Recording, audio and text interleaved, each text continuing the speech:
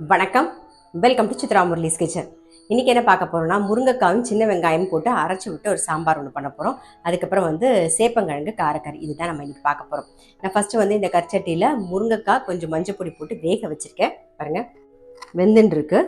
So இந்த சமயத்தில் சின்ன லெமன் சைஸில் புளி கரைச்சி வச்சுருக்கேன். புளி தண்ணி விட்டுடலாம். நாம் சாம்பாருக்கு தேவையான உப்பையும் போட்டுருவோம்.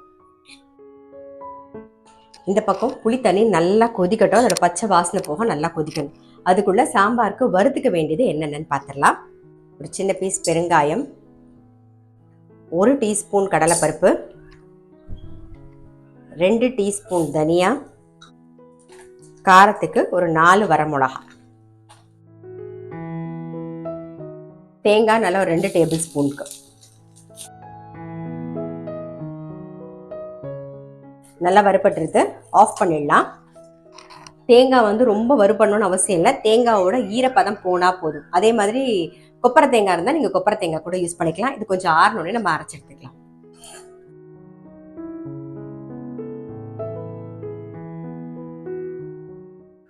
சாம்பாருக்கெல்லாம் வறுத்து வச்சுருந்தோம் இல்லையா, அதை நல்லா பொடி பண்ணியாச்சு.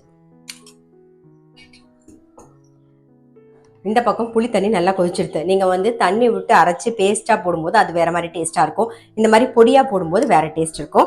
ஸோ எப்படி வேணாலும் நம்ம பண்ணிக்கலாம். ஃபஸ்ட்டு நல்லா இந்த கரண்டியில் 2 கரண்டி பருப்பு இந்த கரண்டியில் எடுத்திருக்கேன். பருப்பு, மஞ்சள் பொடி, பெருங்காயம் போட்டு வேக வச்சுருக்கேன். இப்போ அதை சேர்த்துக்கலாம். அரைச்சி வச்சுருக்க பொடியையும் சேர்த்துருவோம்.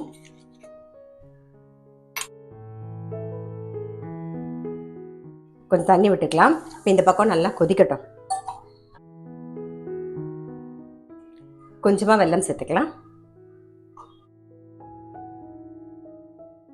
இந்த பக்கம் சாம்பார் நல்லா கொதிக்கட்டும். அதுக்குள்ளே கடாயில் எண்ணெய் விட்டுருக்கேன். நம்ம சேப்பங்கிழங்கு கறி தான் பண்ண போகிறோம். அதை நல்லா வேக வச்சு தோலெல்லாம் எடுத்துட்டு கொஞ்சம் மஞ்சள் பொடி, உப்பு, வரமிளகா பொடி, கொஞ்சம் பெருங்காயம் போட்டு எல்லாம் மிக்ஸ் பண்ணி ரெடியாக வச்சுருக்கேன். இப்போ இதுக்கு தாளிச்சிடலாம். நம்ம கடுகு, உளுத்தம் பருப்பு, கொஞ்சம் கருவேப்பிலை, சேப்பங்கிழங்கு,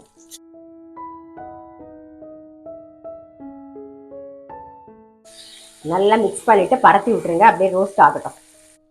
இந்த பக்கம் சாம்பார் கொதிச்சுட்டு இருக்கு. காய் நம்ம பரத்தி விட்டாச்சு, அது ரோஸ்ட் ஆகிட்டு இருக்கு. இப்போ என்ன பண்ண போகிறோம்னா, சாம்பாருக்கு தாளிக்கவே இல்லை, இன்னும் தாளிக்க போகிறோம். நான் எண்ணெய் விட்டுருக்கேன். கடுகு, 2 வெந்தயம், கருவேப்பிலை, ஒரு 10லேருந்து 15 சின்ன வெங்காயம்,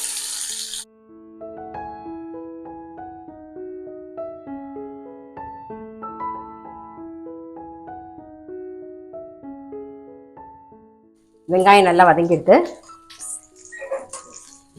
சாம்பாரில் சேர்த்துடலாம்.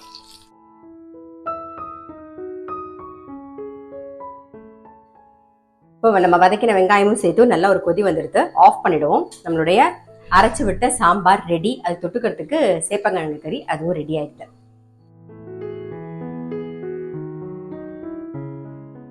அடுத்தது நம்ம லஸ்ஸி தான் நம்ம பண்ண போகிறோம். இதில் நீங்கள் வேணும்னா குங்குமப்பூ போட்டு அரைச்சிக்கலாம், இல்லைனாலும் ஒன்றும் பிரச்சனை இல்லை. நான் என்ன எடுத்திருக்கேங்கிறத பார்த்து சொல்லிடுறேன். நல்லா திக் தயிர் 1 கப்பு, சர்க்கரை 2 டீஸ்பூன், ஏலக்காய் பொடி கொஞ்சம், தண்ணியும் விட்டுக்கலாம், பாலும் விட்டுக்கலாம். நான் பால் சேர்த்துக்கிறேன். இப்போ இதை பீட் பண்ணி எடுத்துகிட்டு வந்துடலாம்.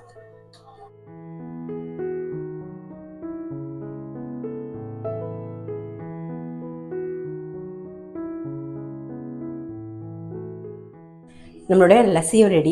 ஸோ இன்றைக்கி என்ன ரெசிபின்னு பார்த்துருப்பீங்க. முருங்கைக்காய், சின்ன வெங்காயம் போட்டு அரைச்சி விட்ட ஒரு சாம்பார். நீங்கள் வறுத்துட்டு அரைக்கும் போது பொடியாக போடும்போது அது வேறு மாதிரி இருக்கும். நீங்கள் தண்ணி விட்டு பேஸ்ட்டாக அரைச்சி விட்டு அது கொதிக்க விடும்போது அது வேறு மாதிரி இருக்கும். ஸோ எப்படி வேணாலும் பண்ணிக்கலாம். ரெண்டுமே ட்ரை பண்ணி பாருங்கள்.